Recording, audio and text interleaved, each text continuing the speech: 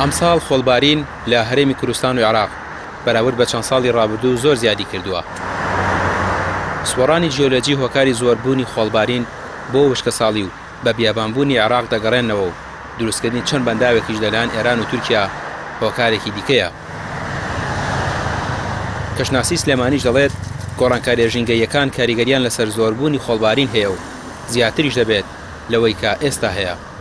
خۆڵبارینەکان دیاردەیەکی سروشتێ لە زۆرێک لە ناوچە وشکانیەکان یان ناوچە بیابانیەکانە ڕوو ئەدات و دیارە کۆمەڵی هۆکار هەیە لەوانە هۆکاری بوونی ئەو ناوچە بیابان و وشکانی کە لە دەوروبەری عێراق و ناوچەکانی ناو عێراق هەیە و بوونی جززیرەی عەرەبی و بوونی ئەو نزمە پاڵە پەست و خەماسینانی کە لە ناوچەکانی باکووری ئەفریقیاوە سەرچاوە دەگرێت کە لەم کاتانشدا لە وەرزی بەهار و زۆرتر لە وەرزی پاییزی شتاکاریگەریان هەیە وزائدەن بوونی ئەو وشکە ساڵیانەی یان ئەو کەمبارانیانی کە ناوچەکانی گرتۆتۆ بە شێوەیەکی گشتی ناوچەکانی ڕۆژهەڵاتی ناوەڕاست وەکو بینیمان پار ساڵیش و ئەم ساڵیش وشکە ساڵی و کەمبارانی بەخۆیەوە بینی کە ئەمانە کۆمەڵی هۆکارن کە ئەبێتە هۆی وشک بوونەوەی زەوی و هاوکار لەگەڵیشە گۆڕانکاریەکانی کەش و هەوا و بەرزبوونەوەی پلەکانی گەرما و کەمی شێن لە ناوچەکانە ئەمە وا دەکات کە زۆر جار بەهۆی کاریگەری یان چالاکبوونی باوانێ کاریگەری ئەم تەپوتۆز و خۆڵانە لەسەر ناوچەکانمان دەربکەێت. خۆڵبارینەکانی ئەمساڵ زیاتر ناوچەکانی خواروی عێراق دەگرنەوە و پاشان بۆ هەرێم دەگوازرێتەوە. بەهۆی کاریگەریەکانیشەوە لە 24 کاتژمێری ڕابردوو دەیان کەس لە هەرێم ڕەوانەی نەخۆشخانەکان کراون.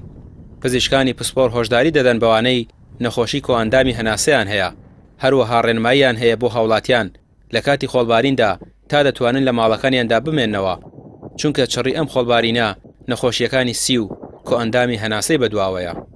نیشانەکانی خۆڵبارین و ئەو خۆڵبارین کە ئەبێتە هۆی دروستکردنی نیشانەی ڕەبوو یان حساسیەت یا خراپکردنی ڕەبوو یا خراپکردنی حساسیەت بە دوو جۆرە. جۆرێکیان لە کاتی خۆڵبارینایە کە وشکە خۆڵبارین خۆڵەکە وشکە، ئەم خۆڵە وشکە بە ئاسانی لە ماسکی شۆچێتە ناوە. هەر بۆیە بە شێوەیەکی گشتی هەموو کەسێک ئەو کەسانی کە ڕەبوو حساسیەتیانەیە و ئەو کەسانی کە ڕەبوو حساسیەتیشیان نییە ئەبێ ماسک بکەن کە ئەچنە دەرەوە. کە ماسکی شەکەن ئەبێ هەوڵ بن ماسکەکە تەڕ بێ. بۆ نمونە هەر ماسکێ بێ کە تۆ ئەیکەیت ماسکەکە لە دیوی دەرەوەی تەڕکە، کە تەڕێکی خۆڵەکە بێرەوە ئەنووسێ بە قوڕ.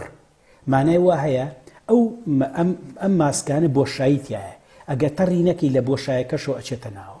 زۆر گرنگە بۆ هەموو کەسێک لە کاتی خۆڵبارینە ئەبێ ماسک بکات، چونکە یەکێک لە هۆکانی حساسیەتی درێژخایان یا یەکێک لەو هۆیانی کە ڕەبوویان دروست کردووە لە وڵاتانی کە خۆڵبارینی تیا بووە، یەکێک لە هۆکانی حساسیەت و ڕەبوو خودی خۆڵبارین خۆی بووە.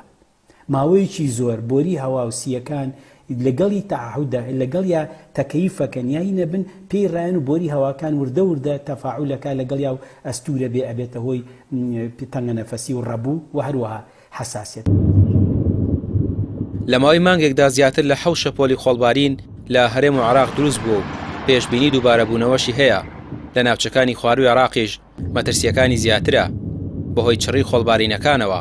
بەشێک لە شارەزانی کەشوهەواش دەڵێن خۆڵبارینی لەم جۆرە چەندین ساڵە ڕووی نەداوە و زیانی زۆری دەبێت بۆ سەر مرۆڤ و ژینگەی شارەکان و هەروەها سەوزاییش. ڕامیار عوسمان، کەناڵی پێام، سلێمانی.